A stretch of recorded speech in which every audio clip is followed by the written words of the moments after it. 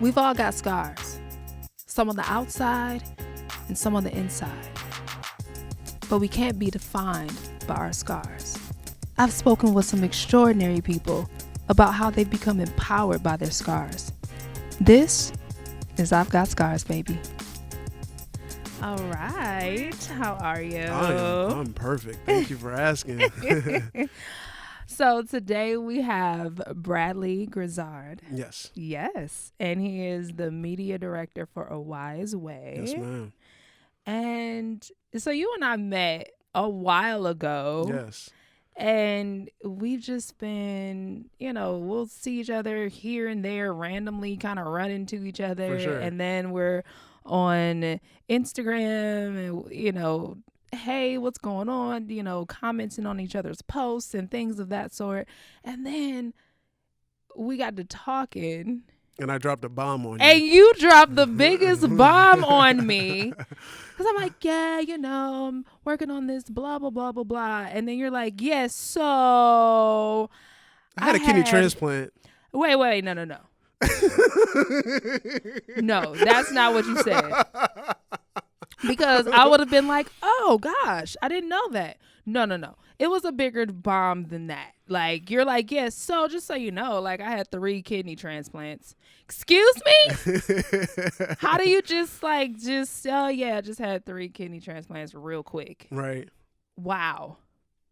And you're like, what? Like, there are people who can't even get 1. It's true.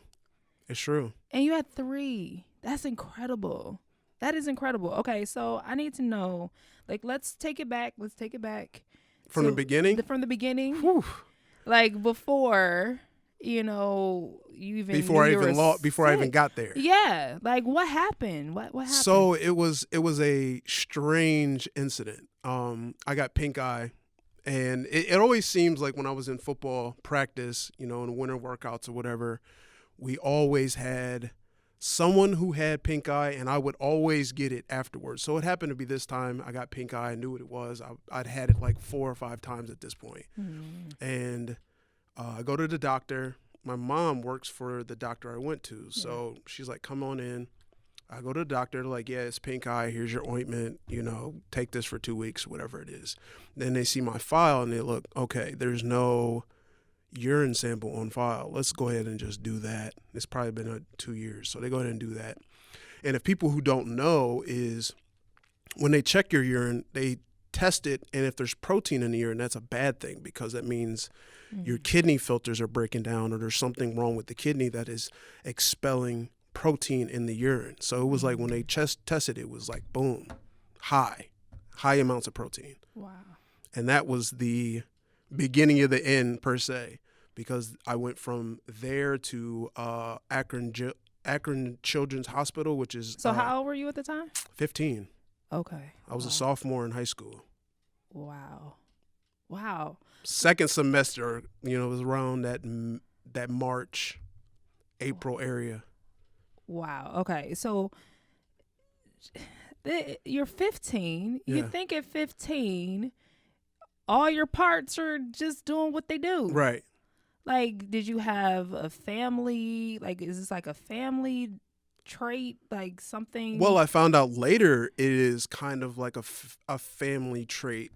My dad's mother's side, we met them, I don't know, somewhere in my early 20s. It was a family reunion about the Martins.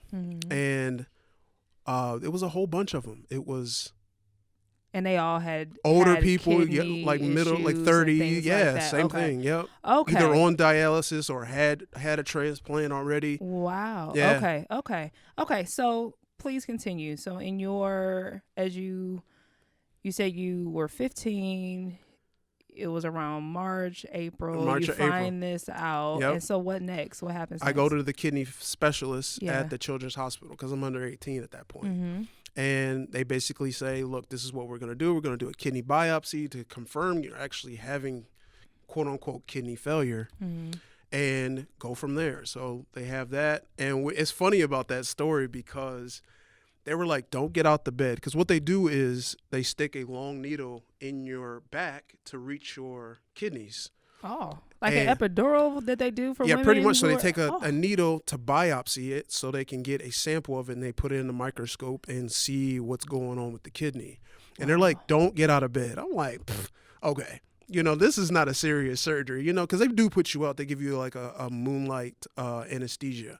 I'm like, all right. I tried to get out the bed. I was like, oh, going to get back in this bed Yeah. to use the bathroom. But yeah, after that, it was like, it was real. It was, you're going on kidney failure, and what we're going to do is try to prevent you from having complete kidney failure, try to reverse it. Yeah. And if anybody knows about habits, Yeah. it's hard to kick a habit. So, they're like, change your diet, low sodium, kick up your water and stuff like that. That wasn't something we were already doing. We drink, pop or, sometimes from the Midwest, water. That's why he said Yeah, pop. we're Don't- from all Ohio. the soda people. Yeah. Like, excuse me, no, it's soda. Like, it's pop where we from.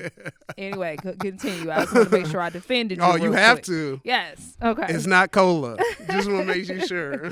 No, but yeah, it was real, and they tried basically. They gave me a therapeutic medicine, which is immunosuppressant that they give transplant patients. Yeah. But they were trying to give this medicine to me so I can try to save my kidney. Yeah. Medicine was nasty. By the way, it's called Neoral. It smells like skunk. It's terrible.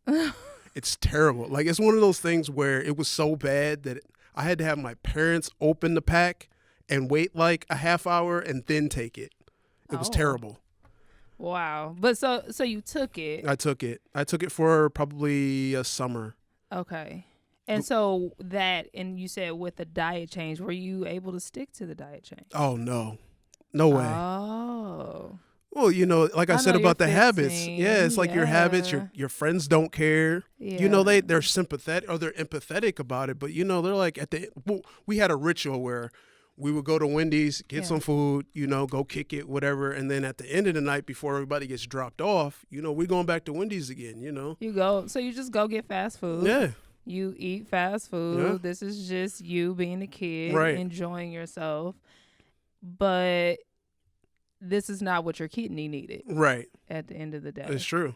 Okay. So please continue. So then you're having so I don't know, how long does it take for you to find out about if you can get a kidney transplant? Because aren't you on dialysis for a while? Or Well, there is times where if you have, I had 2 living donors for my first 2. So that's why you have a little more flexibility when you have somebody that wants to donate to you. wow. Yeah. Okay. So were they family members? My mom donated the first one, and my best friend since I was 7th grade donated the second in 2008. Okay. First of all, let's just pause for a second.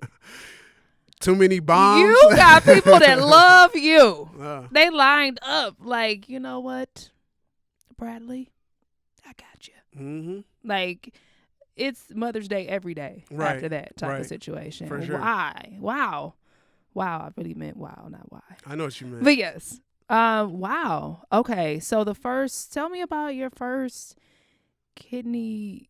So you never went on dialysis? I went on dialysis for about 6 months in college, and that was a rough time. It was my second semester, my first year in college. Mm-hmm. My best friend had moved out of the room, Mm-hmm. decided to go back home and drive back and forth. So I was basically on my own at that point. So for people who may not know, like, what exactly is dialysis? So dialysis is basically a machine that acts as your kidney. And there's a couple ways you can do it. They have a catheter in your chest. Peritoneal is like in the stomach, but I'm not positive. It's like the peritoneal fluid in the body somehow. That's how they clean it. And then they have a fistula. So they basically hook you up, whatever your device is that allows you to do that. And the blood, yours was a fistula. AV fistula. Okay. So they stuck needles in here. Wow. Large gauge needles, and they pump blood out into the machine, and it cleans it. And it cleans it for 4 hours. Or if you're on night dialysis, it cleans it for 8 hours. Wow. Okay. So when you're on dialysis, Yeah. this is something you do every other day, basically. Yeah. Monday, Wednesday, Friday, or Tuesday, Thursday, Saturday, or if you're Yeah. on peritoneal, you do it every night. So Okay. So when you're doing this, what does that feel like? Like, what is it when you're sitting in the chair, or what you're laying down? yeah, so or your chairs are usually Chairs. the things. Yeah. Okay. What is it like? What is that? There's no real feeling. I mean, sticking needles in your arm or your vein essentially is Yeah. not very pleasant, but But like emotionally. emotionally, for depends on the days. Sometimes like on a Sunday when when you've gone all weekend, the Sundays can be rough because if you, like I said, you're on a fluid restriction. So most of the times I was way over my fluid intake that I was supposed to have. So by Sunday, I'm feeling like bloated. I can smell water. Like I can smell like pool, like chlorine. I can smell that in myself, and I'm like, yeah, I've drank way too much water, way too much fluid. So now at this point, before the issue is you didn't have enough water. Correct. Now is you had too much water. Yes. On if you have no urine function whatsoever, your kidneys don't work. A lot of dialysis patients do have kidney function where they can urinate, but you still have to watch your fluid. It's not enough. You're like your kidney, somebody's kidney might be working at 10% or 15%. It's not optimal, you're just barely making it. So yeah, the emotional part is just, it might be a good day where I'm feeling okay, or I'm feeling too much fluid, or you really have to. I occupied my time. Like the first time I had a DVD player with a screen, and you occupied that way. Yeah. So just during the process, then, even when you're not in the chair, yes, and you're thinking about, okay, tomorrow I have to go. Yes. Or in the morning I have to go. Right. Or I'm on my way there. What goes through your mind? I don't want to go. I really don't want to go, but I have to go because I know how bad I feel. And, I don't want to go. I really just don't want to go. And then when you get there, you have to wait. And then I think one of the most stressor things for me, and I'm in this, they call it I Hate Dialysis group on Facebook. It's like, if you change my tech, if you change my chair, if you change, because you have no, you have no control. You're like powerless. You know what I mean? And so it's like, you want to have some type of control. Like, I want my same time. I want my same chair. I don't want a new tech, because it comes with anxieties, because especially if you have a needle, a fistula, they have to stick you.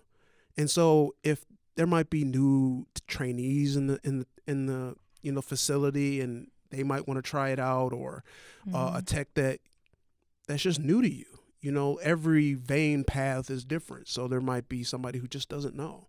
So those are the things that could be really nerve-wracking when things like that. I remember certain things was, if my chair was different, or say a morbidly obese person was in my chair, and then I sit in a chair and it's really sunk in, or sitting different. You're like, man, I'm about to tear this mug up. Yeah. You know what I mean? Like the little, what people might think of is like, oh, that's not a big deal. It's a big deal. It is a big deal. Because you're like, at the end of the day, this is a part of my life now. Yes, absolutely. Like if somebody's going to keep their cubicle and have it a certain way. Yes. Like if somebody come to your cubicle and change your chair, yeah, like they move your little stuff all over. Your cubicle is now on the other side of the room. Yeah, you'll be like, "Yo, this is a problem. I didn't sign up for this." Yeah.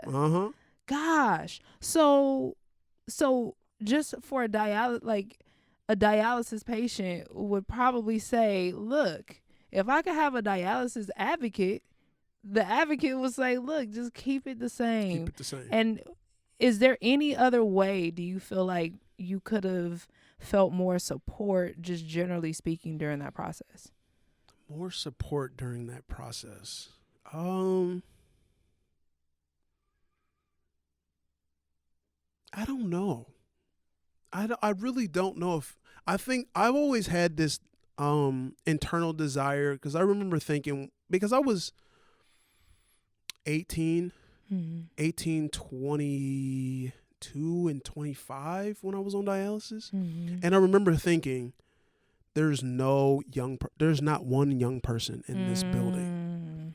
There was a times where I visited Cyrus in Atlanta, and it was a lot more younger people, like some people closer to my age, Mm-hmm. but there was a lot of older people, 60, 70, there was sometimes 40 or 30 or whatever like that. So there was some tough times in. I think the advocacy would be in my mind, saying, bringing out my information about what I believe is that it would be nice to have a center for younger people, like people in their 20s or 18s. So you have someone that you can kind of connect yes, with. you don't feel helpless about your situation, because I actually had, and it was very traumatic, I actually seen 2 people die in front of me. Oh, God.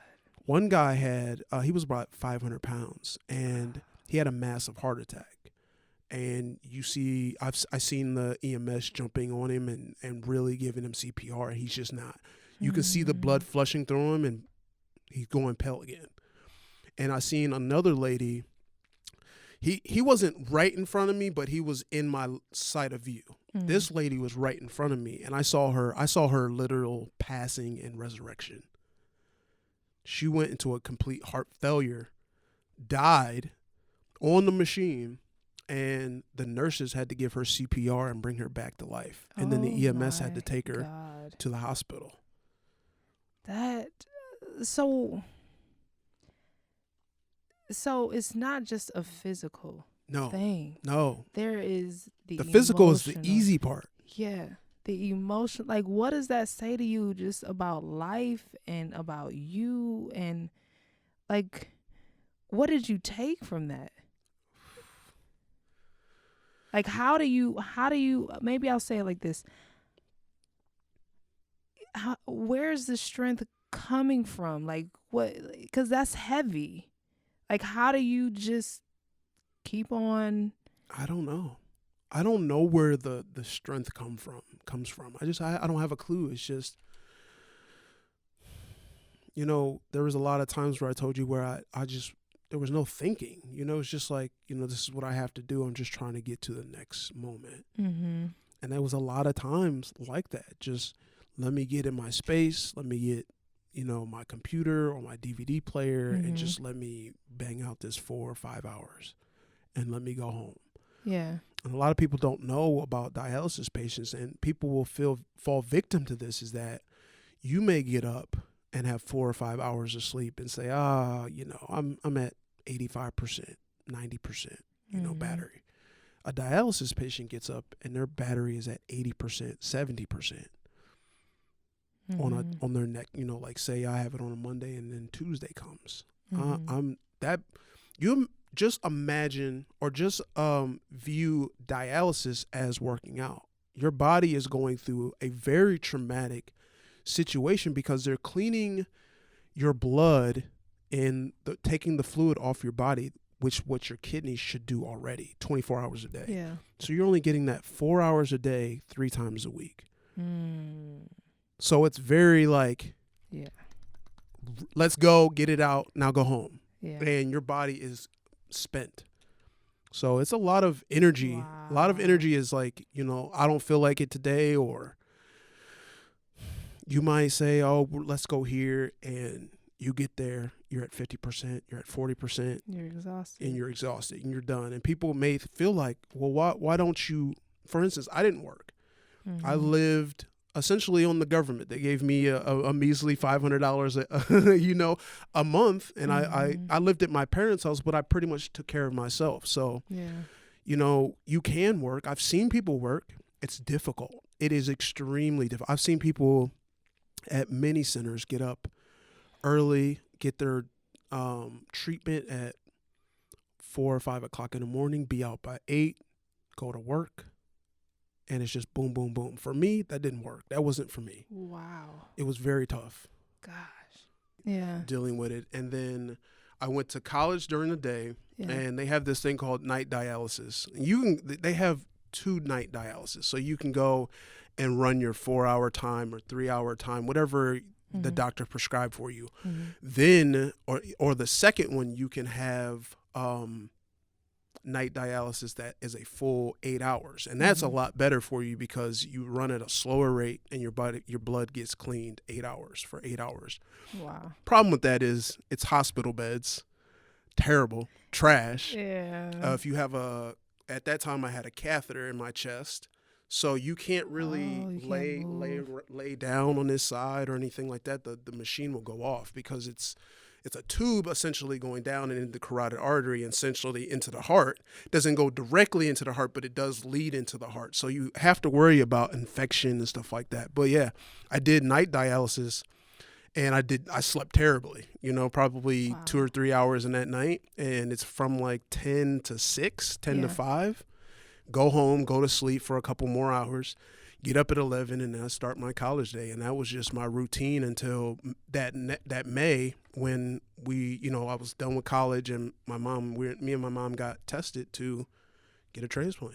Wow. So while everybody else is just worried about the test that they need to take or, studying for their final and so on, doing college things like going to the parties, drinking. And that's what I'm saying. Like, how does that feel? Because at that point, like, you can't drink. Did you drink, or like what was your social life like? Oh, my social life changed dramatically when I went on dialysis from my first semester to my second semester. I mean, I believe that my first semester in college, I probably should have stayed home or try to figure it out more on the diet side and trying to take care of myself. I believe my first year in college exacerbated my disease because of the college life. Because you just wanted to participate, basically. Not only the participation part, but your dorm doesn't have a stove, pots and pans. So you're at the will of the diner or the student lounge or, pizza, or, we had a place in Akron called Gyro, which was the spot. But no, you don't have those things that you eating like need. a college kid, so to speak, whatever, right. And that has its own connotation. You're like, oh yeah, I get it, ramen or whatever you can. Right. Everybody knows the freshman 15 or sometimes the 25. Child, I was the freshman 30. I can tell you that because I was in New Orleans, so I was eating. Oh my gosh! Beignets and I ate all the sandwiches. Because I had a whole thing about bread, and it was just like, yes, bread every day for like every meal. So it was just like sandwiches after sandwiches. So literally. Yeah, a good old-fashioned 30 pounds. What was your favorite down there? Just anything to eat. Like, I don't know if you just had a spot. Like, this is a weekly thing. We about to do that. So Cafe Du Monde. Shout out to Cafe Du Monde because I was all up in there getting the beignets. After they told me about that, I was like, y'all should have told me because I ain't never gonna be on campus anymore. Okay, so I went there. But then also, you try to eat off campus as much as possible whenever you have some money. And whenever I did. Them campus bucks on the card. Then, I'm trying to we had crawfish, so it was a whole bunch of delicious delectables down in New Orleans. You got set up for failure. Yes. It's like, yes, I'm going to gain 30 pounds. I am in New Orleans. It's almost you got to defend yourself. Right. Like, yes, of course. But it was worth it. I'm going to get it together. Yeah, like one day when I go out to LA and everybody looking at me like, if you don't lose some weight, because everybody is fit out here. That's true. Yeah, it's just like LA is just like, look. You'll get it together real quick. You gonna get it together. You better get out in the sun and run around and eat a salad. So anyway, yeah, I get it. Like you're in this like college life and so you just enjoyed yourself, but you felt like you had to pay for it the second semester. Oh, yeah. I believe that it's just, when you're dealing with something at 15. Yeah. I've been overweight pretty much all my life, you're dealing with that, and then you feel like, okay, you're in high school, and then you're in college, and you're like, okay, finally, you can live your life like the movies, and it's not, and it doesn't happen that way, and you're like, wow, this is not how I planned. This is not how I thought my life was going to be in college. You know what I mean? Yeah. So it was something that was like, wow, it's time for you to. Or it's a reality check. When I was spending a lot of nights, on dialysis by myself, it was just like, this is really my life, Yeah.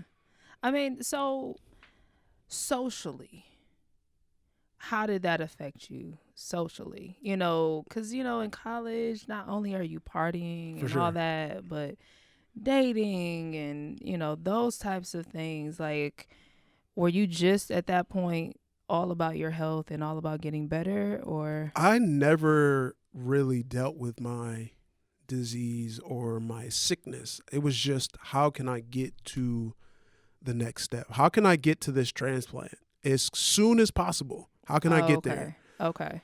And the social life, I mean, I lived in the co-ed dorm, so we were all pretty much cool, but I had to go Sunday night, Tuesday night, and Thursday night was, my dialysis days. Yeah. You know what I mean? So, or I can't remember. Maybe it was Wednesday night or Monday night, Tuesday night, Wednesday night, or whatever. But yeah, so it was those nights where it's like I have to be out, and everybody's like, yeah, we're going to a party. And it's just like, okay, well, I'll see y'all when I get back, I guess. Tell me how that goes. Wow. So the social aspect was tough, for sure. Okay, so we had those moments where, in Akron University, there's Bulger and Spanton, and there's just like this big square that everybody hangs out from all the buildings that's around that area. So it was those aspects that still was allowed me to prosper and have some kind of social life, but it was definitely difficult, because you have to watch your fluid. When you're on dialysis, anybody that you know or anybody that's on dialysis will tell you that it's like 38 to 48 ounces a day. And that includes Jell-O, because once it's at room temperature, it's now liquid. So Jell-O, applesauce, water, it's just 48 ounces a day. Broth, soup. So you just got to make sure that you hydrate yourself. It has to be like there's no option at that point. Yeah, well, you can drink as much as you feel like it, but you're gonna suffer from it. Oh, yeah. You're at that point. I think I still had some urine function. Like I was able to urinate, but I know later on in my years I had zero function. So. Wow. Yeah, so the fluid just gets built up in your body. It ends up going in your swelling in your legs. It goes around your heart, and then there's a whole lot of things in dialysis that a lot of people don't know.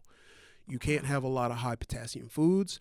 You have to take phosphorus binders. You can't have a lot of phosphorus, because if you have a lot of phosphorus, some of the phosphorus gets built up in the blood and then breaks off, and then could break off into the heart and other things like that. So it's a very tough diet. I always say that I don't know if the dietitians at these facilities actually do these diets, because it's very tough. You'll see one list that says you can have this, but it might be low in phosphorus here. Yeah. But it might be high in or medium potassium. So it's like it's always checking these lists. Type of thing. Yep. Golly.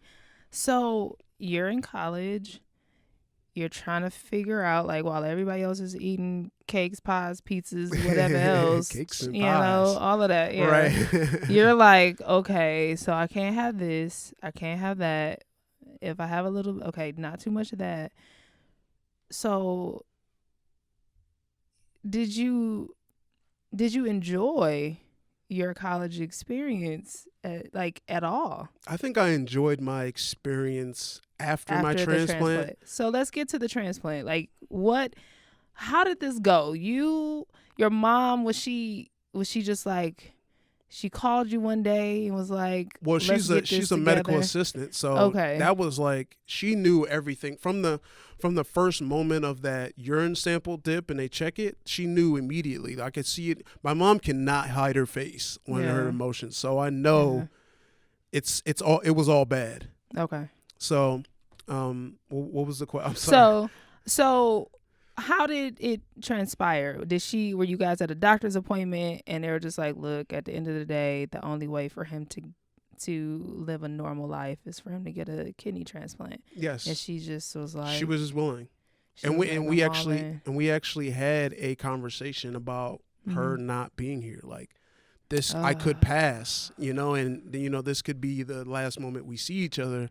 And I want to let you know that, do this and do that, and marry the woman you want to marry. Make sure you do this and this. So it was a very like teary moment where it's like, this is real life. Like, I could get life, and my mom could lose life for sure. Oh God. Oh wow. Like, when you salute to mothers out there, to fathers out there, to parents that just are all about their children. Seriously. And you just never know what might transpire, but she's like, I got you. For sure. So I know that was scary. Yeah, it was tough. It was tough.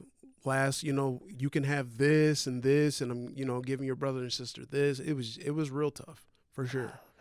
So you mentioned your brothers and sisters. Yes. So as you're going through all of this, and how many do you have? I have one brother and one sister. So what are they doing? Are they older, younger? They're younger. My brother is 4 years younger than me, and my sister is 7 years. Okay. So are they, because it seems like you're getting so much attention. Yes. Because, we got to make sure you're matters. healthy. Yeah. And so how are they feeling? Like, how was that for them? Well, it's funny because I had a conversation with my brother a couple of weeks ago. Mm-hmm. And I said, how did you feel about, when I was going through that? And he was like, well, I pretty much grew up alone. I had to take care of myself. He was like, Brianna is my sister. She was too young. So, they basically had to take care of her, but he was in that middle age, that middle school, 5th grade, you know what I mean? So I had that conversation when I was like, wow, that's deep. That's deep. Wow. Okay. So to the transplant. Yes. Oh, Lord. Just so much. Because it's just so much. Like, you think about your own health, but then everybody around you, your whole family is affected by it. Yes. And, as a person that's going through something, you just want to fit in and enjoy. For sure. You don't want that. I don't want the attention, but you need it. Right. At this point. So and that made me self-conscious. I really didn't want to I didn't want to have sympathy from people, Yeah. And I mean, later on in life, I understood sympathy and empathy, but it sounded the same to me. And I was just like, I don't want anybody to know. I don't want to like cause any issues or make myself, bigger than what it is. I just wanted to dumb down the situation. I think that was part of the reason why I never dealt with it completely. Wow. So the transplant. Yes. What's lead us how did so that, we started our journey in University Hospital in Cleveland. Mm-hmm. And my mom was overweight, or what they consider overweight for a healthy transplant, transaction. Mm-hmm. So she had to lose weight. So we ended up having that. I think she did we started that in about March or April, I believe. Mm-hmm. And I think she hit it hard on the head really for about 2 months and lost the weight and got her BMI down. And I guess some new regulations up there, our new director was like, no, you got to get down lower to like 30 or 32. And it was just so heartbreaking because my mom had put in, bought a treadmill, really, really was on it. So we ended up transferring to Ohio State University, which is Wexner University now, Medical Center. And we had done all the blood work, and the blood work is immense.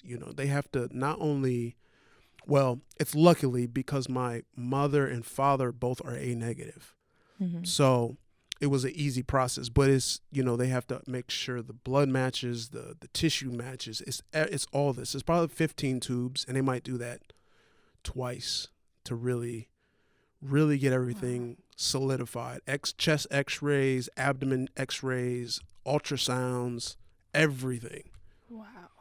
Because you don't want to get into surgery and be like, give somebody your kidney and be like, we messed up. Yeah. You guys really don't mesh. Yeah. So we get to the transplant, everything's fine. We're at Ohio State, and we go in and we come out and everything is fine. The transplant is working well. It's funny because I believe my urine output did cease at some time, and I just don't remember. But I remember them saying, because they pump you right out of transplant, they pump you with like 60 pounds of fluid, something crazy where you're urinating every 5-10 minutes. Wow. So after the transplant, yes, how long did it take to get back to normal, to feeling? That was probably took me about 3 months. The surgery was in May. I think it was late May 2005, and I was probably normal around August, like right in time to start school. But I had worked at a local place, and a local government place, and in June, and it was one of the roughest. It was one of the roughest 3 months. I don't know why. It was just like, but no, like, sit down somewhere. You just had a whole kidney transplant. Right. Like he's like, yeah. So next week I'll be in the office. What? No. So how did your mom fare? Like, how was it? She felt good. Like she felt good. I mean, it's a you lose not a lot of blood, but with the combination of anesthesia, and pain meds and all that other stuff, it takes you a while. Your energy's not very good, so it just took us it took me a while, but obviously she was older than me. She's a lot older, so it took her quite a bit of while to get her bearings and feel normal again. Okay. And so, wow. So then how long did that transplant last? I don't even know. Yeah, the transplant lasted about 2.5 years, I believe. Okay. And it got infected, essentially. Oh. I went into acute rejection. Oh. And what I found out is that I'll let you go. I won't even put that one in there yet. Oh. Okay. Because I don't want to spoil the story. Oh, gosh. Yeah. I don't want to spoil the story. So so something happens. Yes. And you have to go to the hospital. It was like. Well, what happened was you start having, a little leg swelling or your numbers are off. And I had kidney biopsy of the transplant kidney, which they put it right here in the abdomen. Yeah. And they they try to do everything to save it, but eventually they just can't. It's what is the actor's name? She said it very eloquently, but they said it's basically like starting a house fire. It doesn't matter. Like once the fire is lit, it's gonna burn. You know what I mean? So that's how it is.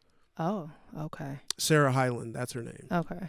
Yes. So that started, and you're like, oh, I see what's going on. Yes. They said, all right, we got to figure it out. So did you go back on dialysis? I did. I went back on dialysis in 2008.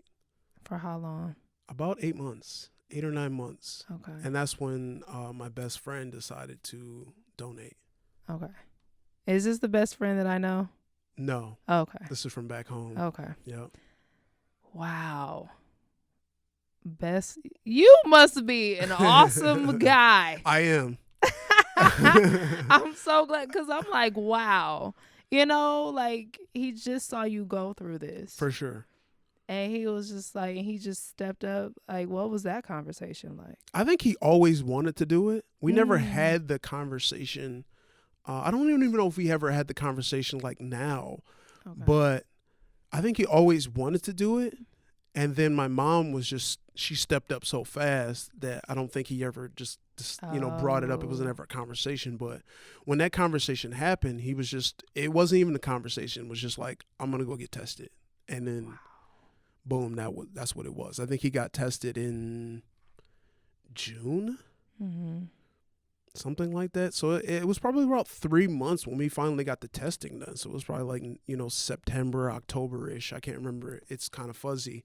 But he was in college at the time, and he was like, basically waited until his college semester is over. It was like, I think it was like December 16th when we went into surgery. Wow. So his Christmas break. Christmas break. Yeah. Was giving his best friend a kidney. Yes. Wow. Talk about the Christmas gift. Okay? Yes, for sure. Wow. So then you'd already been through that before. Yes. He hadn't been through that before, right. But he was there though. He was there through he saw everything. Correct. Okay. So how was that? How was that experience? Was it kind of the similar thing with your mom? I think it was a little better because it was my best friend, so we got to, joke around and have fun because our rooms weren't very far apart. With transplants though, they keep you secluded, for the first couple days to make sure you don't get introduction to infections or any kind of colds or anything like that. They don't even allow people who visit you to bring flowers because flowers could have some type of fungus inside it that could, put you in trouble early. Yeah. So it was really good. We spent Christmas together. Our family spent Christmas together, New Year's Eve together. Oh wow. Yeah, so it was really a good thing. Aw, that's so precious. He had his own house too, so I'd go over there and we have a good time. That's so cool. Yeah. It's almost like a movie. It is a movie. It's true. I don't know. I was gonna name it something real corny. I don't know why the first thing that came to me was Home Alone. Right. Like, kidney alone. That's. But so it's that family element. Yeah. Like the opening scene and everybody. Yeah, and everybody's coming together, and then you have the two kids sitting on the couch playing video games, and something special about them. Christmas is gonna be a blast. We're about to go and about it's to go we have kidney scars together. Well, oh, that's so precious. So, wow. yes. Well, see, that's good to know that was like a bonding experience. For sure. So, how long did that kidney last? About 3 years. Okay. About 3 years. Okay. Me and Zach, that's his name, Zach, in May, that next May, we ended up getting matching tattoos. Oh, see? Bonding. That's really powerful. That's really powerful. It is. So 3 years. Yes. You're still in Ohio. Yes, I'm working. Okay. Working at the Boys and Girls Club at the time. I think I got a job at a bookstore as well. Like, actually, it was a calendar store, but it was a subsidy from a bookstore. Okay. So I was working, when I can, and yeah, I was thriving in life. I felt like I was thriving. I was finally getting some traction in my life. Okay. And health-wise, things were cool. How was your diet? Were you still kind of on this special diet, or? The diet is a little less strict than dialysis. Well, a lot less strict than dialysis diet. Yeah. But there's only a few things they tell you. Well, obviously, you want to stay away from high sodium foods and having a high sodium diet because that's just going to stress the kidney out, and your blood pressure is going to get high, which also stresses the kidney out. Yeah. Grapefruit was the only thing that you weren't allowed to I heard about that. Yeah. eat because it interacts with the immunosuppressants. Mm-hmm. Okay. It could either speed up the process of how the immunosuppressants release, or it could slow it down dramatically. So they didn't, just stay away from that. So that was the only thing that you really had to stay away from. Okay. So during this process, were you just kind of eating healthy just to eat healthy, or were you just kind of like, you know what, going through dialysis during college, I just want to be normal? I don't think I ever had an idea of what a healthy diet was. I just didn't have a clue. I mean, you could say, okay, eat salads. I always love salads, but you can't drown it in ranch. So it's like those things that if you don't, how do you fix something that you don't know that you don't know? Yeah. I mean, you can get, people can say, you should do this or this or this. And you're like, okay, I got it. Your habits are your habits. And it can take us a lifetime to break a habit, or it could take us 15 years or 2 years to break a habit. So at that point, I still hadn't I hadn't dealt with my disease. I was still like, how do I get to this next transplant and live my life? Because I felt like I haven't lived my life yet. I'm still chained to the machine per se. Yeah. And that makes sense. So you're just like, yo, I just want to go out here, do my thing. For sure. Okay. I get that. That makes sense. So 3 years, that year 3, the same situation happened. You started seeing swelling. Well, it was actually year 2. The numbers started changing. And they switched from my, what do you call it, Neoral, which is immunosuppressant, and they changed it to Myfortic. And that was supposed to be a little less traumatic on the kidney as far as how you fluctuate the dosage. So they had me do that, and then be on the tail end of year 3, I started, having fatigued, not being able to walk upstairs because my red blood count is down, swelling. I had severe swelling in the legs. I used to be super embarrassed because I worked at the Boys and Girls Club, so I'm not trying to deal with these kids too, and that. Yeah. So it's like you have rings around your legs because of the socks.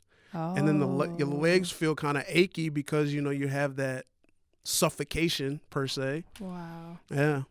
Wow. Okay. So then they say you're gonna need another transplant. Yeah, I went. Did you go back to dialysis? I did. I went back on dialysis in 2012. There was the summer of 2011 where I stared having the breakdowns. The snoring, because I don't usually snore. When I was snoring and couldn't make it through the day. It was tough. Yeah. And 2008 was when I got the transplant. I made it very clear to my parents, my friend, my family, like extended family. I told them I'm not going back on dialysis. I don't know what y'all gonna do, but I'm not going back. And they knew very well what I meant. Wow. So when 2011, 2012 came around and I had to go back on dialysis, it was actually a little moment because I had a sinus infection for 2 weeks. Yeah. And then went to Columbus. Well, I got transferred to Columbus from my local hospital, and they tried to do everything they could, give me therapeutic medicine, watch me. But I just knew. And there was a moment in time in the hospital where dialysis patients or someone who has kidney failure will understand you have like this kind of like tingly feeling. Mm-hmm. Like if you've gained too much over a dialysis treatment, you start having like this bloating, off feeling. And I felt like that. And I was like, I broke down in tears because I knew what it meant. I knew that I was going to go back on dialysis, and I knew that I was going to make the decision that I told everybody in 2008 what I was going to make. And then I left the hospital, knowing that I was going to go back on dialysis. I was having kidney failure. I was in kidney failure currently. And it was a strange thing because I had a kidney doctor in my hometown, and he saw me, and he's like, "You look terrible. You have, you're fatigued. Your color isn't the same. Your eyes get kind of reddish, yellow. Everything is just off about you. You can't even, like, walking up the steps is a task. You know what I mean? Like, even if it's a set of 3 steps, it's a task."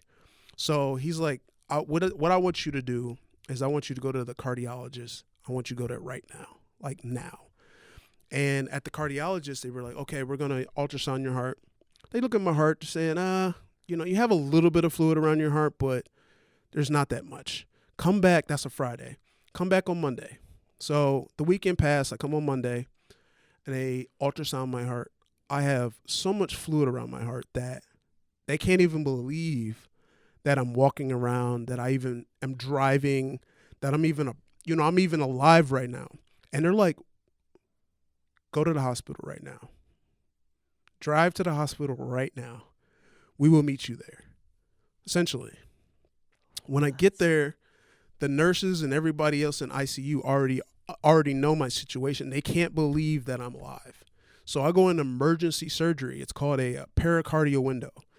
It's the pericardial sac around the heart, and they cut a window down at the bottom to let the fluid drain out of the cavity, but in the body cavity. But they catch the majority of the fluid in surgery, so they put a tube in your chest or in the abdomen, and they catch all the fluid. And when I get out, they tell me, you had 2 liters of fluid around your heart. Oh my God. So, okay. So you're in surgery. Yes.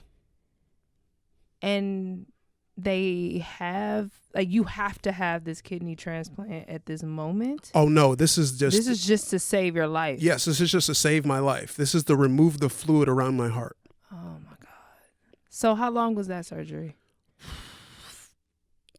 If I had to guess, probably 2 hours or 3 hours. It's not very long, but it's just a procedure, a process. Yes. And so all your family is like terrified. Yes, because they know my mom and dad already let the family know that this might be the last time you see him. Not before surgery, but this was like after I got out of surgery. Wow.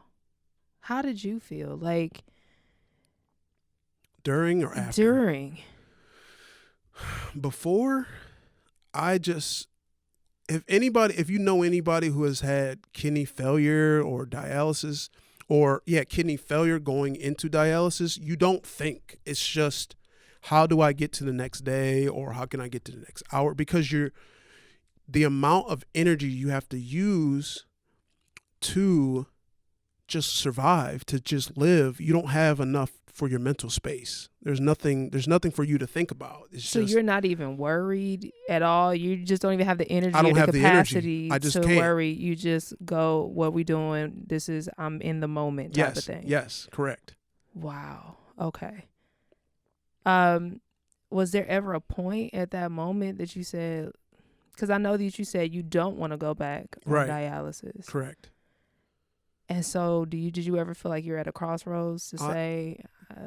Yes, I had that crossroads at the moment that the doctors told me they can't believe I'm alive. They can't believe you're walking. Like they'll say, everybody used to say, how are you doing? You all right? You feeling all right? You need a wheelchair? I'm like, no, I can walk. I'm good. I'm like, I'm tired. I'm fatigued, but no, I'm good. And when they kept questioning me, like, are you okay? Yeah, I understood then. That was the waking moment for me, that I have something better in my life than to just sabotage it, essentially. Instead of just sabotaging and say, I'm out. Yeah. That was the moment. You chose in that moment to say, I want to be here. Maybe. Maybe. I will give it a serious thought. So you said, okay, maybe I will do dialysis. Yes. Wow. Okay. So I still did dialysis. When I say maybe, I say maybe because it was a struggle. That was around February. Mm-hmm. February 28th or 27th, something like that. Because I remember I was in the hospital up until like March 2nd or March 5th or something like that.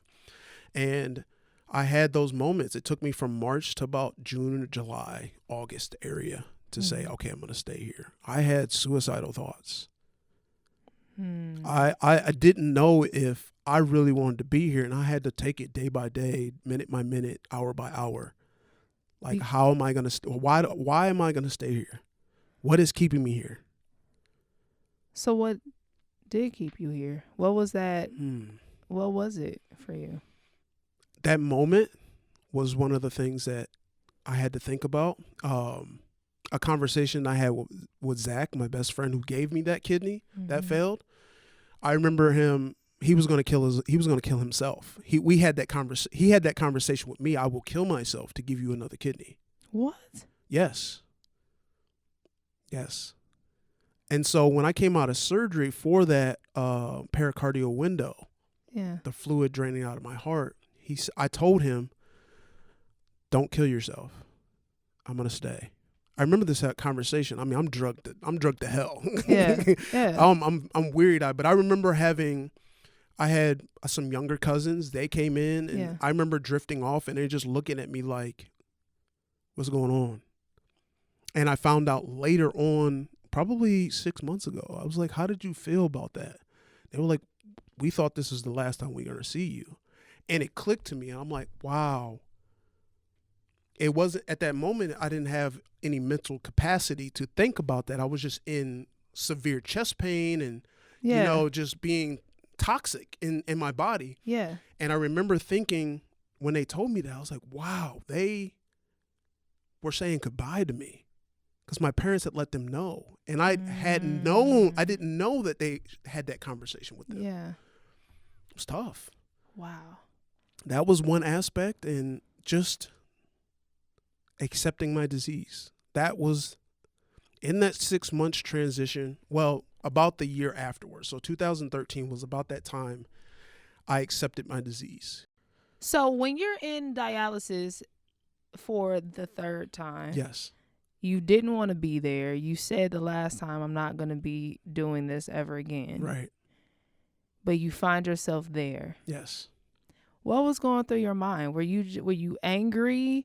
Were you sad? Were you depressed? Oh, I was severely depressed. Yeah. I was severely depressed. I don't know if there was a comparability to being depressed in 2012 when I lost that third kidney versus 2008. I don't know if there was a difference. I think there was just an awakening moment. I think the moment where it was, I actually can control my life. I'm not allowing this disease to control me anymore. I'm driving in the seat now. I'm not in the passenger seat. Oh, so you had that awakening. Yeah. You said, okay, so then before you were saying you started to embrace your disease. Yes. And you said, okay, I'm tired of being bullied, so to speak, by this. Yes.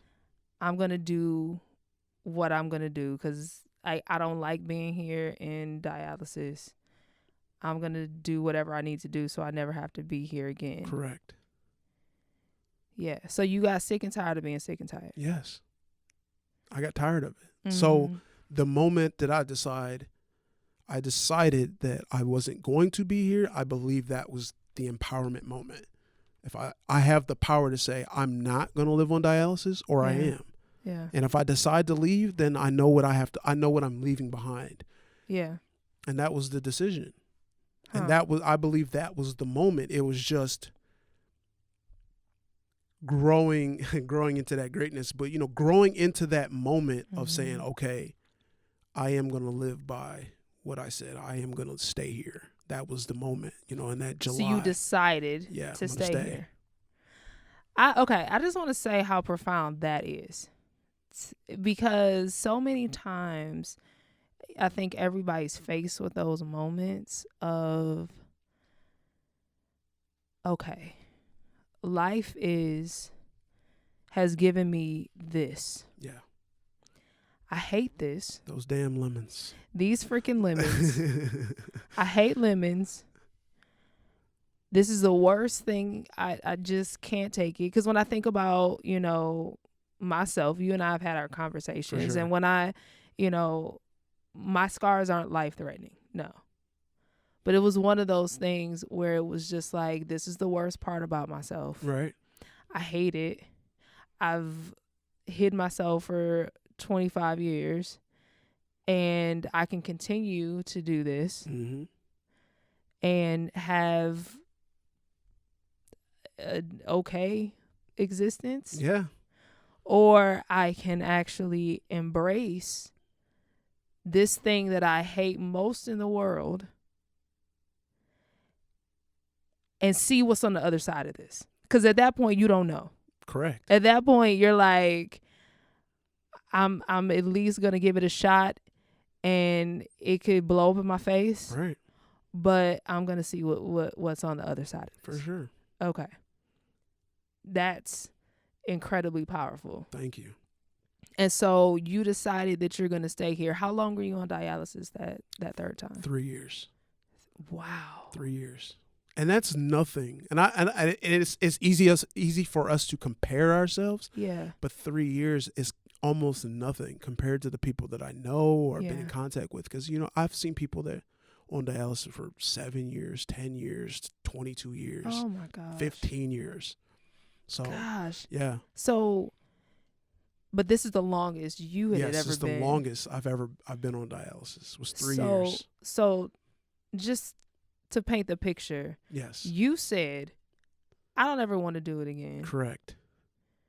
And, technically it could have just been like, oh, yeah, you're there for 3 months. Right. Right? Right. But your I don't want to do this turned out to be the longest stint. Yes. On dialysis. And I never thought about that until you just said it. Yeah. But at that moment, it's almost as if, like, okay, so you sure you want to be here? That's just what I feel like in that moment. It's like, oh, so you want to be here? For sure. Okay. And let me put you the thing that you hate most in the world right up into your face. We're about to give you a sentence. We're about to get, like you feeling like you're in jail. So was it different for you being in dialysis that third time? Absolutely. What was different? The difference was I had the failure and the heart stuff in 2012. In 2013, I had a few people that wanted to donate. And for whatever reason it was, it just didn't pan out. And it was around that February, March, that same area. And I remember saying, you're on this now. This is it. Like, no, not that no one doesn't want to do it. It's just, it's not happening for you. So you have to live your life now. Like, you have to accept the fact that this may be your life. You may be on dialysis for the rest of your life. And are you okay with that? And I said, yes. I told myself, yes, I am okay with that. So, wow, that's huge. So you embraced it. I embraced it fully. Okay. Like, I need you to understand the level of power, because one of the things that I talk about and I share whenever I do workshops and things like that is you having to embrace it. Like, when I looked in the mirror at my scars for the first time, it was one of those things where, well, it took a while because it took, like, mine was a process of 6 months where it was like I would quick glance and then I'm out. Quick glance, I'm out. The next day, quick glance, I'm out. Like that kind of thing. Right. Until I got to the point where I was able to touch it and embrace it and hold on to it and then not feel like inside. I stopped feeling the shame. Inside, I stopped feeling the pain of it. Inside, I stopped, hating it. But I had to get intimate and close to it. For sure. So that is just a part of the process. Yes. And that's an element of just kind of releasing. It absolutely is. You have to make, anybody who's dealing with anything has to make a decision, as I did. You have to make a decision. Am I going to embrace it, or I'm going to say bye to the world? Yeah. And I'm not saying suicide is the answer, but I believe that when we talk about hell and heaven, we're living it. And so are you going to live your hell, or are you going to live your heaven? And there's a lot of people that they get so far into their hell, they don't know what heaven is. They can't even see the light. They can't even see the sky. And that's when you have people who kill themselves. And it's that real. I can't say anything more. It's that real. You have to understand, are you going to embrace it? Or are you going to say, I'm going to make something of my life? I'm going to follow my dreams. I'm going to do my, go about my ambitions. Yeah. Or is this it for me? Yeah. Wow. And there's a lot of people that don't, people don't like to have that conversation, even doctors, it's just, they don't want to have that conversation, but it's, you have to come to terms of who you are and what you are and what you're going through. Yeah. And it's scary to even understand or realize you have that much power in moments like that. Yes. But you have power at the same time. You're not powerless. You're not powerless. Yes. Yes. Like, it literally is a decision in that moment. You don't know what's on the other side, but something inside of you says, okay, I want to fight one more time. I'm going to go to dialysis and I'm going to fight one more time. One more day. I'm going to just, Yeah. Like, I don't know. All I know is today, I'm going to do this. That's incredible. It's powerful. So 3 years, you're on dialysis. Yes. When do you hear about a kidney? What was that? Well, side story, Cyrus, who I've been a business partner for about 10 years, 11 years now, Mm-hmm. he moved to Atlanta.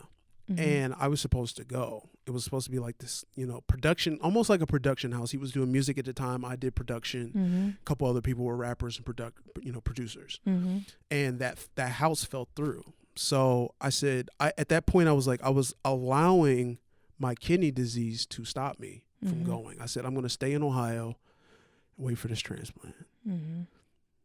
And I think that had I have gotten that transplant then, I don't know if I'd be here in California or I would have progressed in a way. Because even though I say I embraced myself, it doesn't mean I did it all the way or it was final. It was if it's an everyday thing, you might say, okay, this day I'm feeling really good or this week I'm feeling really crappy. And I believe that waiting to get out here, because Cyrus was like, I'm going to California. This was like a Friday or a Sunday.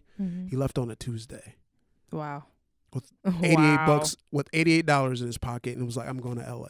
And he told me, he was like, look, I'm going to LA. I'm going to start this company called A Wise Way. And this is what it's about. And are you coming? I said, I'm moving. I told my parents that day. 2013. I think this was I remember it was breaking leaves. So it was in the fall. Wow. And I'm like, look, I'm going to California next year. And that's when I believe it was just like, I've embraced it. I'm already decided. He was like, my parents were like, well, what about dialysis? How are you going to get there? What about your car? What about money? What about this? I was like, I don't know what y'all about to do. I'm going to California. I don't know what y'all talking about, but I've already made my final decision on what I'm about to do with my life. I'm not sitting here, not a moment longer, not one moment longer. You're not having it. No. I gotta go. I gotta go. I gotta get out of here. I gotta live my life. Yes. Wow. So you move all the way from, the comfort of home. Yes. Family, friends who've been there and, all of that. You're moving to a foreign place in essence, Yes. And it's across the country. Across the country. So you go across the country and you're like, okay, all right, Cyrus, let's go ahead and do this business. Yeah. So that was in 2014. So then what happens? Like, are you just go back to dialysis and then you're just working? Yes, I'm on dialysis.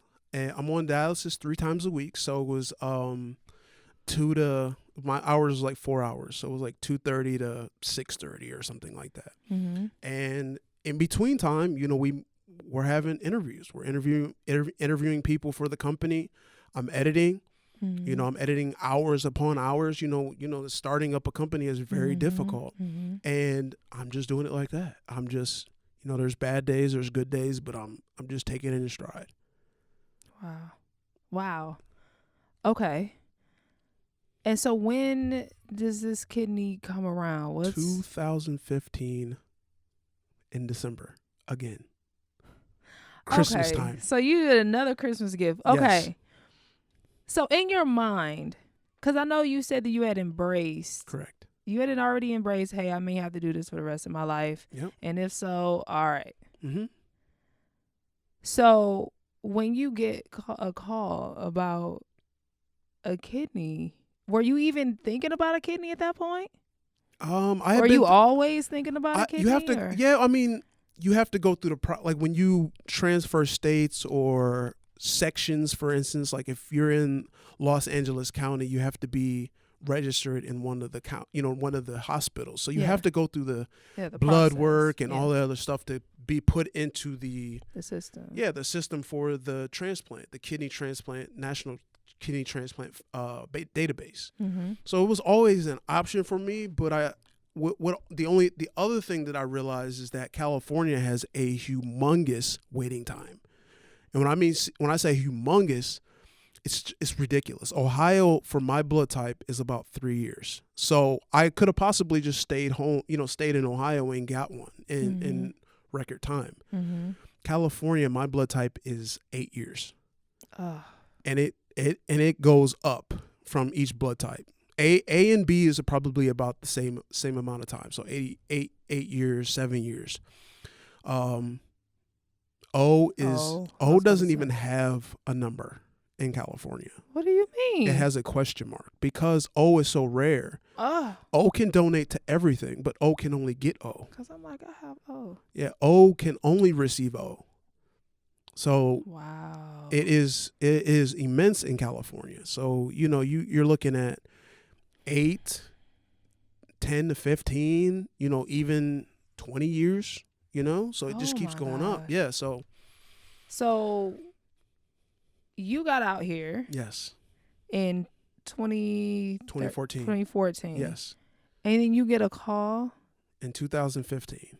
I got 2 calls. In June I got a call about a transplant. And at this point, you have to manage your expectations when they call you because you don't know. You don't know if it really is going to work. They have all your blood samples and all that, but they do a final check before they actually take, the kidney and the donor or the recipient into surgery. And unfortunately, I did not get that kidney. And it was a tough couple months after that. It was in June. I remember it was around my birthday. And it was just, I was like, wow. Even though I had managed my expectations, you feel like this is about to happen. Like I can't wait to eat the potatoes and the dairy and the cheese. You know what I mean? So I was like, yo, I can't wait. And then they was like, I'm sorry, but it's not a match. It's not a match. Yeah. And with 3 kidney transplants, a lot of people don't know is that you kind of absorb the antibodies from each donor. So it makes it kind of hard for you to get a transplant that matches every time you get a transplant. Wow. And then I get the call in December. And then that one was a match. Yeah. And you embraced where you were. You made a move about, a move across country to say, hey, I'm going to live my life. Yes. And I'm just going to trust that it'll all come together. And then the next year, when it could have been 8, it was 1 year. You got your kidney. Okay. Wow. So you got your kidney transplant. Yes. How have you been? Oh, man. It's been a journey. It has been a journey. I'm good right now, but, at the beginning it was rough because with my being a 3rd kidney transplant recipient, they took very extreme caution with me. So typically in the first month, you go to the doctor 2 times a week. In my experience, I didn't grow up with within a burn community. I just kind of dealt with everything on my own. And not until recently, like I just went to the Phoenix World Burn Congress. So people from burn survivors from all around the U.S. come, and it was just so interesting, like seeing people who had a similar experience. Right. So, and it was refreshing. Like I found my burn twin. We had, we're scarred similarly. Wow. It's a whole thing. So for you, what was did you have community? Did you have other people that you spoke with outside of dialysis, or who've also had kidney transplants? Who did you talk to? I had no community.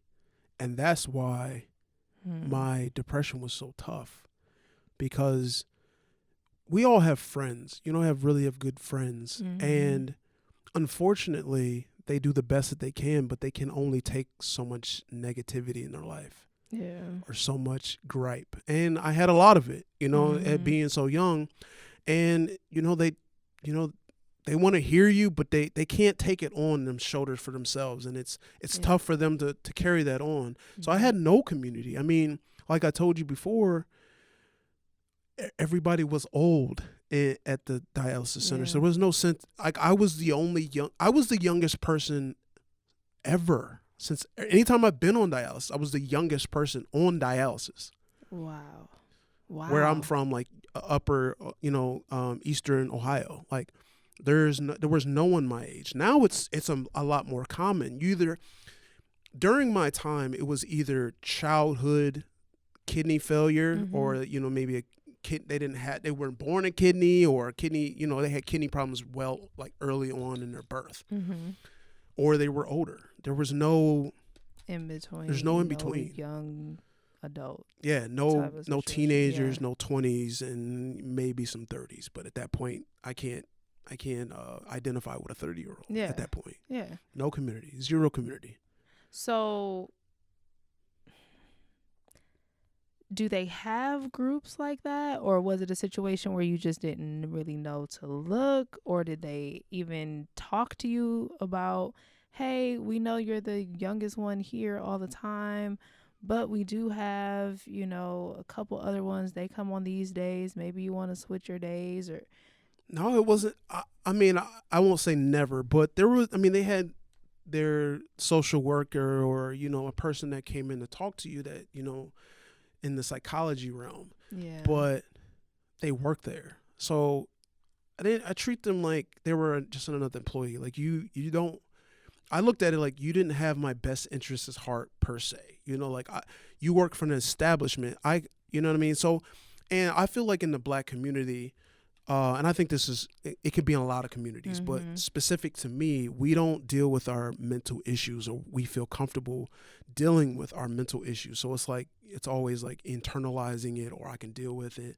So I know my parents had, my mom has said, we can get you a therapist, but they shouldn't have left it up for me to decide, because I'm always going to say no, because like I said earlier, you're used to dealing with it on your own. Yeah. And it's like, I don't want to make this a bigger deal. I want to keep this internal. I want to make this I want to dumb this down. You know what I mean? But they should have.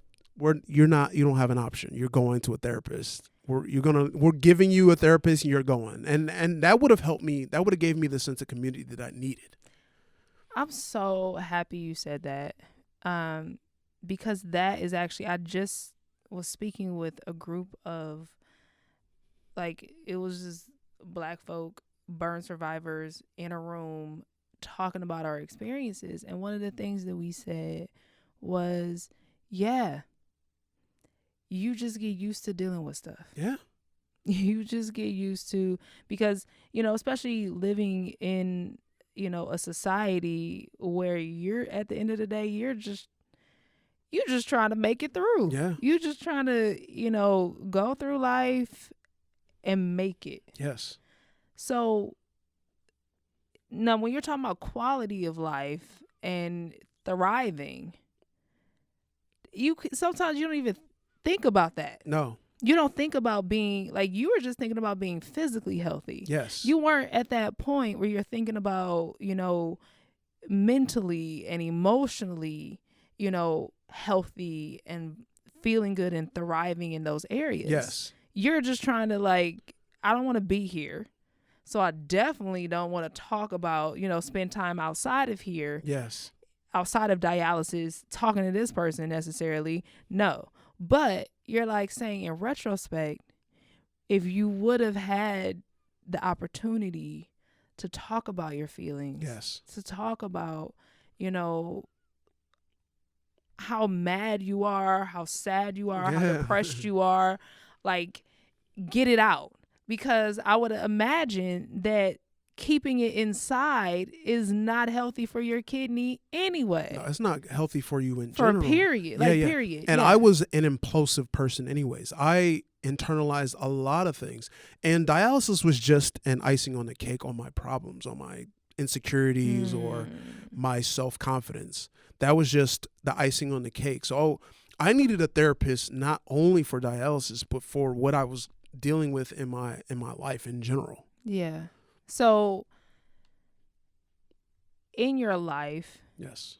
you, like you said, you've already dealt with certain things. Yes. So for me, I was chubby, like the chubby girl with the braces, and then on top of that, I had the scar. Right. So for you, how did you see yourself, or how did you view yourself? I was the fat person.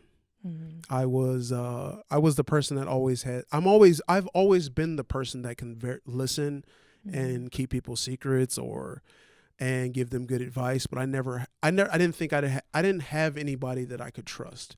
And I was that fat person. I was self-conscious about myself, I didn't really I had a disconnect to women as far as like how to attract them, how to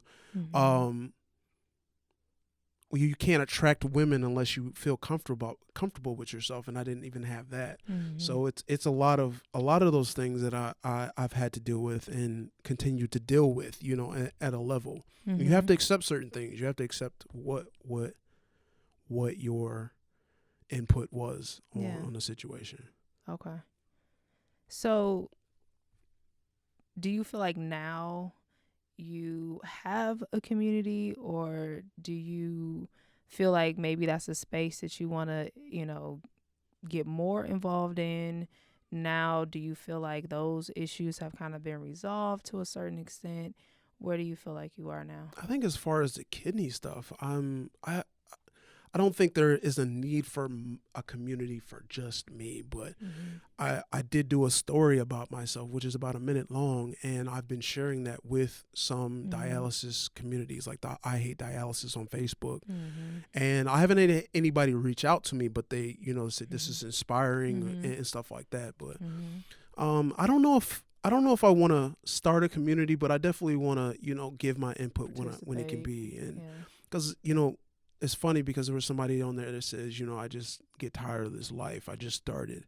And I told him, I was like, I get where you're coming from. I was like, I've had 3 kidney transplants. I know where you're coming from, but you can't give up. You have to embrace your disease. And that's the only way you're going to get through it. And that was the information that I can give. I can only give somebody my experiences and positive outlook.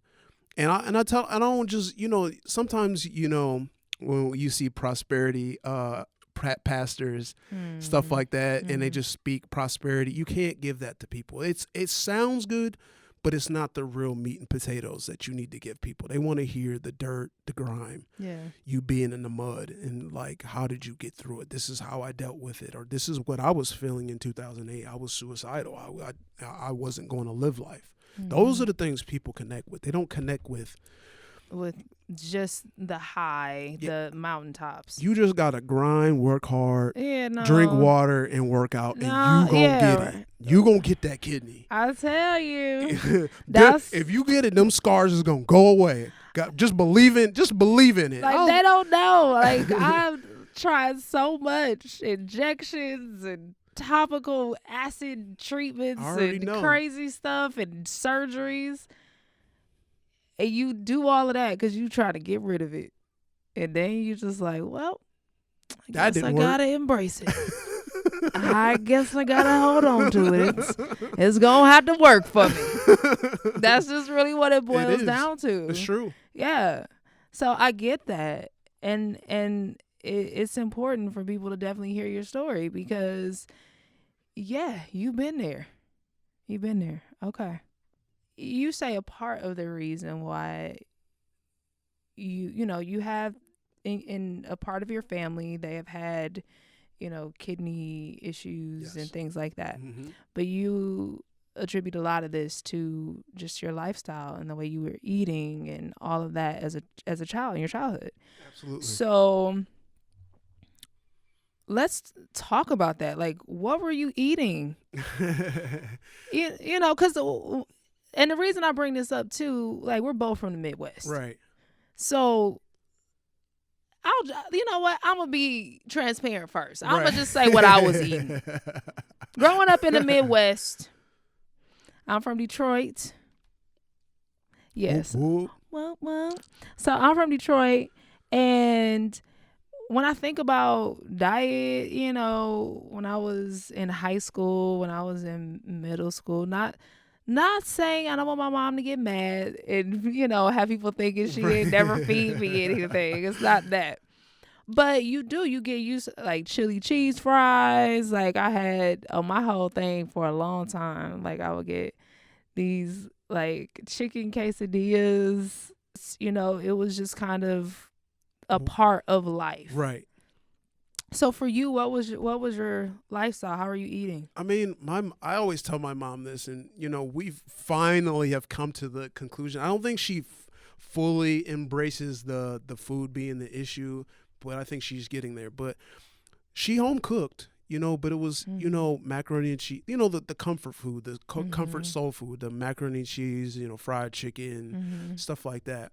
On every Friday we had either Chinese food or chicken and pizza. But yeah, you know, it was every Friday, so it's like a lot. And 2 liters, you know, it was 5 of us all together. Yeah. So, you know, you're getting 2 or 3 liters of pop. You're getting 2 pizzas. Yeah. You know, you're getting a whole bunch of chicken and overeating. So it's like a lot of those things, a lot of sodium, a lot of sugar, a lot of fried foods, you know, just stuff that is just not good for the body. You know what I mean? Even though it's home cooked, and I love my mom and I love my parents for what they, you know, she gave you a whole kidney. Yeah. I mean, besides the kidney, but, you know, just being able to provide and feed us and all that stuff. And that's the thing. Like, I don't think anybody is, you know, you're not trying to put your child in harm's way. Right. You're not trying to put yourself in harm's way. I think a lot of it just comes to education. That's what I just kind of started seeing. Yes. You know, growing up in the Midwest, you know, when you thickness, like that's what it was about. Like, for me, like, after I graduated from high school and I was 140 pounds, went off to college. I went up to 165. I moved out to LA, didn't know anybody. I was depressed. I was eating everything. Like a crazy person. I was like, I went through 2 loaves. Yeah, like I went through 2 loaves of bread a week. And I'm not even joking. I already know. I wish I was joking. Like, every time I say that, people are like, oh. You know, but it was true. That was just where I was with things. So I went up to 180 pounds. And, you know, whenever I would go home back to Detroit, it was like, you know, you're just thick. Yeah, you fitting in. Yeah, you fitting in. Yeah. You come out to LA, you're fat. Yeah. What's going on? And so for a long time, I was just in a space of like, I don't know how to be. I don't know what's right. Like, you know, I'm socialized one way, but then I'm living in a completely new environment. For sure. And now they're telling me I'm fat. But at the same time, I just, you know, at the end of the day, you just want love. You just want to be okay. Right. But you need to be healthy. Yes. Is what we're talking about. Yes. And so, where are you now as far, because I know at one point in time you're just like, I just can't wait to get back to eating some fries. Seriously. And some pizza. And all of that. Loaded baked potatoes. And like, you ready to just go crazy. Right. So where? And I did. Yes. Yes. So where are you now with it? My diet, my lifestyle in general. Yeah. I'm mostly plant-based now. I'm about 80-20. You know, there's times where it's more like 60-40, but it's mostly plant-based. And that has been the world of difference. And I mean, a lot of research on alkaline foods, Dr. Sebi, water. I can have a whole dialect about water. I didn't even know how to drink water. Water wasn't something in my household that was just, we're drinking water because it's good for you. It's just like if you're playing out in the field, you're playing out in the, playing out with your friends and there's hose water, you just drink that because you can't go back inside. Or if you're allowed back inside, it's just only 1 or 2 trips. You know what I mean? So it's just like drinking water like that. I make water my staple. Like when I get up in the morning, I drink a liter of water. I drink a gallon of water every day. I typically try to drink a gallon of water a day. Yeah. Wow. I want to ask, what do you feel like are the benefits, like the blessings that have come with this experience? Patience, because when you're on dialysis or kidney transplant or waiting, your time isn't yours, essentially. You have to, in order to get on, like, for instance, when you're on dialysis, there's somebody going to be in front of you on your machine in your chair. If they run late or the machine's not like their site's not acting right, it might trigger the machine to stop and all this other stuff. So you have to wait. You can't be saying, well, I'm just going to bump it, I'm leaving. Yeah. It just doesn't work that way. So patience is one. Another blessing is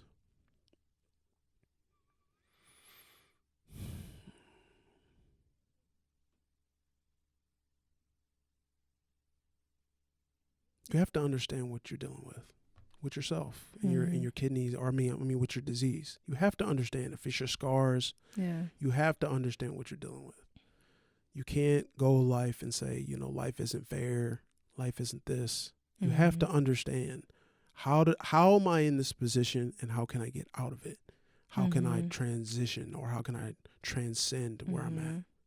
So asking yourself questions that aren't the why me questions, yes, but asking quality questions of how can I, get to the next level with this, or how can I get out of this situation, like you said, or how can I heal? How can what I've been through serve me and others? You have to be your own advocate. Yeah.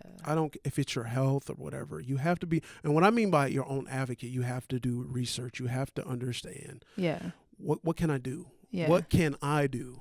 Because if you leave it to someone else, you're always going to be in that pendulum, like, what's going to happen now, or who's controlling my life, or how is this going to work out? Yeah. Wow. So powerful. Thank you so much. No problem. I appreciate you inviting me here. I mean, this is just so huge, and thank you for coming and sharing your story. It's so powerful. How dare you just randomly say to me, oh yeah, I just had three kidney transplant. What? Yeah. Why don't I know that? I feel like you should just walk around with a t-shirt just so you know, in case you was ever wondering how strong I am. I had three kidney transplants. Check me out. You are powerful. You are amazing. Thank you. You are dynamic, and I'm so grateful that you were, that you shared your story with us. And I just, Well, you shared your story first, so that allowed us to have a conversation about it. Well, I appreciate that, yes. And I'm glad that we were able to do this. Yes. All right now. Shout out to the crew out there. Yes. So before we get out of here, though, how can people? Let's talk about A Wise Way. Yes. What is it? How can people get in contact with you all? Yes. So at A Wise Way is everything. Okay. Twitter, Instagram, Facebook, YouTube. Cyrus Asar, everything. And mine is Black Rain. It's BLAQC Rain. Okay. Everything. And so just so people know what A Wise Way is. Yes. A Wise Way. We interview professionals and use their testimony to inspire the youth. Okay. Awesome, awesome, awesome. Make sure you connect with Bradley. We appreciate you so much for your powerful story. Thank you. Thank you. All right.